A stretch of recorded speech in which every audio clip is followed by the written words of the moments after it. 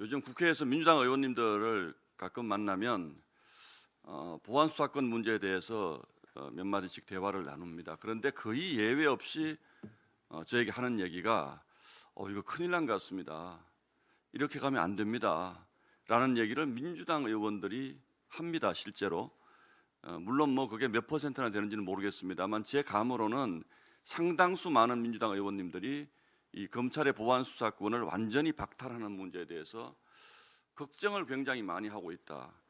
그런데 왜 이렇게 속도전으로 밀어붙이는지 여당도 걱정하고 야당도 걱정하는데 저는 사실 좀 알기 어렵습니다. 걱정한다는 것은 결국 그 국민들에게 피해가 갈 수 있다는 부분을 걱정을 하는 것이겠죠. 실제로 최근에 언론 보도를 하나 보면 이런 부분이 있습니다. 그 경찰 수사관이 피해자 측 변호인에게 우리가 제대로 수사 보고서를 쓰기가 어려우니까 어떤 범죄로 송치를 해야 할지, 어떤 법리로 송치를 해야 될지 피해자 측에서 피해자 변호인이 자세히 써주면 우리가 그대로 넘겨서 기소하게 해주겠다. 이런 사례들이 있다는 겁니다. 저는 이런 사례들이 실제로 이 기사에 언급된 부분뿐만이 아니라 많이 있을 수 있을 거라고 생각합니다. 그래서 여기서 다시 한번 생각을 해보게 됩니다.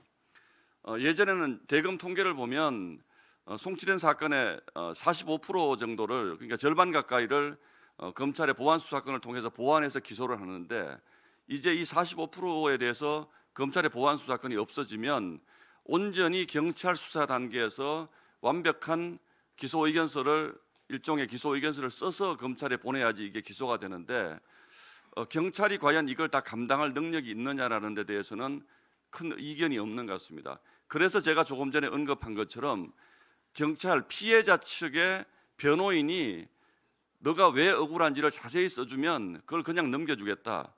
이런 일이 발생한다는 겁니다. 자, 그렇다면 검찰의 보안 수사권을 완전히 박탈하는 것은 누구를 위한 것입니까? 억울한 피해자를 위한 겁니까? 아니면 경찰을 위한 겁니까?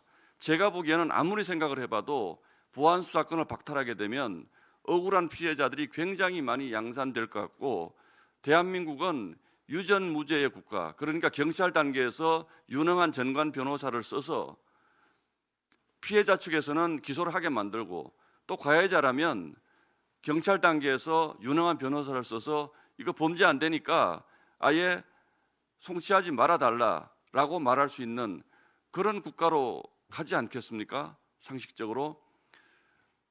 그래서 한편으로 보면 검찰의 보안 수사권이 검찰을 위한 것이기도 하지만 피해자 입장에서 보면 굉장히 고급 법률 서비스를 피해자가 받을 수 있는 기회를 가지게 하는 것이기도 합니다. 변호사를 비싼 돈 주고 사서 쓸 능력이 안 되는 피해자들은 검찰의 보안 수사를 통해서 그 고급 법률 서비스를 받을 수 있는 길을 열어둔 것이 바로 검찰의 보안 수사권인데 지금 민주당 안에 따르면 경찰 단계에서 매우 고급 변호인을 쓸 수 있는 피해자가 아니면 상당수의 사건들이 그냥 묻히거나 경찰 단계에서 종결 처리되는 이런 상황으로 갈 수밖에 없다는 것입니다. 그래서 이것이 걱정된다는 것을 민주당 국회의원들도 다 잘 알고 있는 것입니다.